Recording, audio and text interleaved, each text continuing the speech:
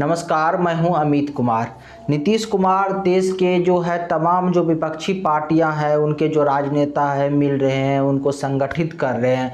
लेकिन अब नीतीश कुमार जो है खुद तो विपक्षी नेताओं को एकजुट कर रहे हैं, संगठित कर रहे हैं, लेकिन इसका लाभ अब नीतीश कुमार को मिलते हुए नहीं दिख रहा है। हालांकि यहाँ पे विपक्षी नेताओं जैसा शब्द का प्रयोग करना ठीक नहीं होगा। यहाँ पे आप ऐसे समझ इसको सकते हैं कि नीतीश कुमार उन तमाम नेताओं को संगठित करने में, एकजुट करने में लगे हुए हैं जो बीजेपी के विरोधी है या जिनका विचारधारा का मेल जो है बीजेपी से नहीं खाता है। क्योंकि उड़ीसा के मुख्यमंत्री नवीन पटनायक तो नीतीश कुमार को ना कर गए कि और उन्होंने ये बता भी दिया कि वो जो विपक्षी नेताओं की एकजुटता का जो एक गठबंधन बन रहा है ना, विपक्षी नेता बीजेपी के खिलाफ, वो उसमें सम्मिलित नहीं होंगे।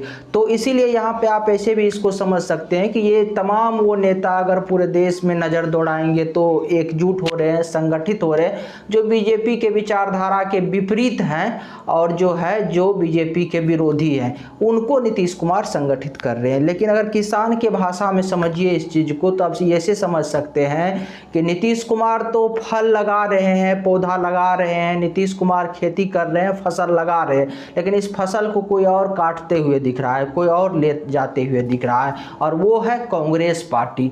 क्योंकि तमाम मेहनत तो आप अभी नीतीश कुमार को फील्ड में करते दिख रहे हैं, लेकिन अब कांग्रेस का जो है समय धीरे धीरे बदलते दिख रहा है। हालांकि कितना कांग्रेस बदला है, कांग्रेस कितनी तरक्की की ओर जा रही है और कांग्रेस के लिए क्यों खुशखबरी आने वाला है और कांग्रेस क्यों मजबूत हो रही है तो नीतीश कुमार कमजोर हो रहे हैं, ये आपको इसी वीडियो में आगे बताएंगे। लेकिन अभी देखिए नीतीश कुमार कर क्या रहे हैं। बिहार से लेकर उत्तर प्रदेश से लेकर बंगाल से लेकर जो है महाराष्ट्र तक तमाम नेताओं से मिल रहे हैं।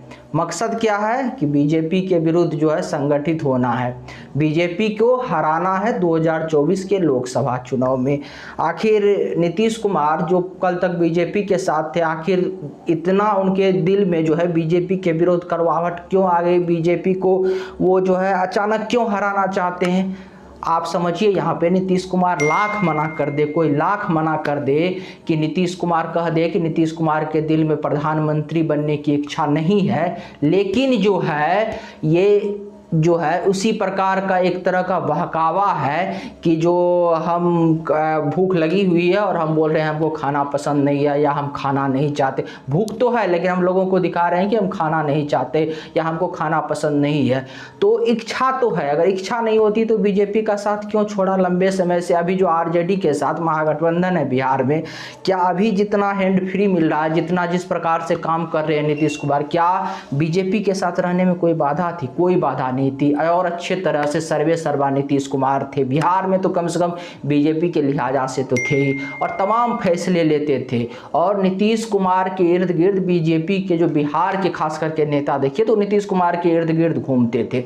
लेकिन जो है जब बीजेपी का साथ छोड़ के जो है महागठबंधन के साथ गए तो इच्छा तो रही होगी और इच्छा वही दिल्ली की सत्ता की रही होगी और दिल्ली के सत्ता पाने के लिए ही ये सारी चीज़ें हो रही है। आज जो दिख रहा है कि आज जाके जो है नवीन पटनायक से मुलाकात कर रहे हैं, कल जाके जो है हेमंत सोरेन से झारखंड में मुलाकात कर रहे हैं, परसों जाके जो है शरद पवार से मुलाकात कर रहे हैं, उद्धव ठाकरे से महाराष्ट्र में मुलाकात कर रहे थे। ये चीज़ें ऐसे नहीं हो रहा है, इन सब के पीछे एक सोची समझी रणनीति है और एक महत्वाकांक्षा है जो दिल्ली की सत्ता तक कहीं ना कहीं जाती है।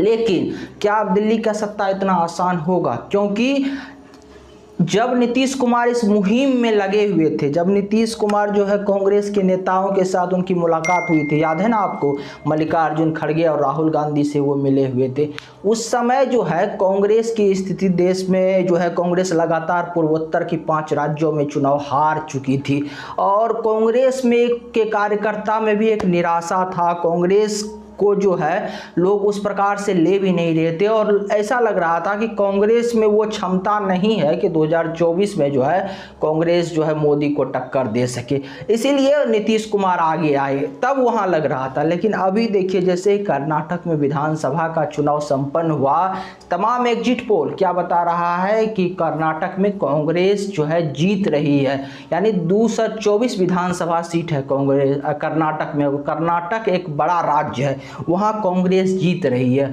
और इसके साथ क्या हो जाएगा देश में, देश के 4 राज्यों में कांग्रेस की सरकार हो जाएगी, जो अकेले अपने दम पे कांग्रेस की जहां सरकार है। इनमें देख लीजिए राजस्थान है, इनमें देख लीजिए छत्तीसगढ़ है, इनमें देख लीजिए हिमाचल प्रदेश है। और अब जो है अगर कर्नाटक में जो चुनाव कांग्रेस जीत जाती है, जैसा एग्जिट पोल में बताया जा रहा है, तो अब कर्नाटक भी इसमें शामिल हो जाएगा।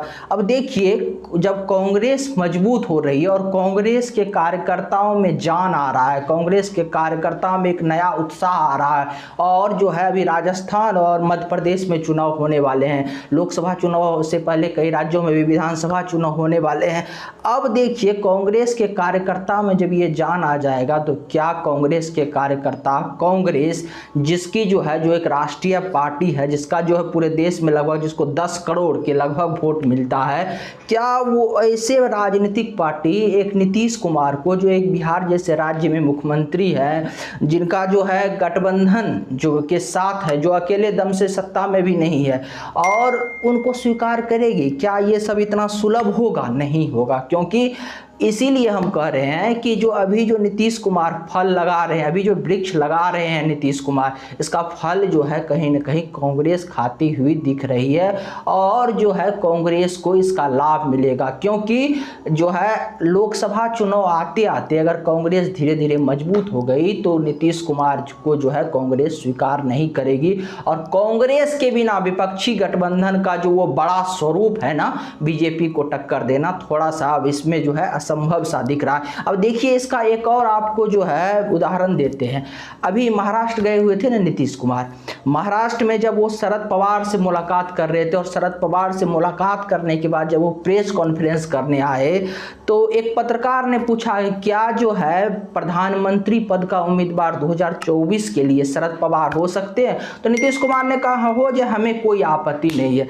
अर्थात यहाँ पे आप समझ सकते हैं, और कांग्रेस को अगर प्रधानमंत्री बनाना होगा तो आप समझ सकते हैं यहाँ पे जो अगर वृद्ध नेताओं के तौर पर देखिए तो नीतीश कुमार जैसे ही शरद पवार भी है, और अगर कांग्रेस को ट्रस्ट करना होगा तो ये भी आप समझ लीजिए कि शरद पवार और नीतीश कुमार में सबसे ज़्यादा ट्रस्ट जो है शरद पवार पे करेंगे। क्यों करेंगे? क्योंकि शरद पवार एक ऐसे नेता है, एनसीपी के अध्यक्ष शरद पवार, जिनका विचारधारा हमेशा बीजेपी का विरोध रहा है, और जो हमेशा बीजेपी के विरोधी रहे हैं, और कांग्रेस से उनका पहले गठबंधन भी हुआ है, और वो कांग्रेस से ही बाहर निकले हुए हैं, कांग्रेस से बाहर निकल के वो पार्टी बनाए। जबकि नीतीश कुमार जो है कांग्रेस से उतना नजदीकी उनकी नहीं रही, अभी फिलहाल वो बीजेपी के साथ अलग हुए तो कांग्रेस के नजदीक जा रहे। इसीलिए इन दोनों नेता, जो अनुभवी नेता है, जो बुजुर्ग नेता है, अगर कांग्रेस को बाय चांस ऐसा स्थिति उत्पन्न भी हुआ, अगर चुनना पड़ा देश में, तो जो है तमाम जो बीजेपी विरोधी विचारधारा वाली पार्टी है उसका जो है वो जो है कहीं ना कहीं शरद पवार जैसे नेता को हो सकता है चुन ले, या फिर ऐसा नौबत ही ना आने दे कि शरद पवार या नीतीश कुमार तक जो है ये चुनने की प्रक्रिया जाए और राहुल गांधी स्वयं आगे आ जाए। हालांकि देखिए अभी 2024 से पहले भारत की राजनीति क्या करवट लेती है। अगर आपको हमारी जानकारी अच्छी लगी तो चैनल को सब्सक्राइब कीजिए, वीडियो को शेयर कीजिए। नमस्कार, धन्यवाद।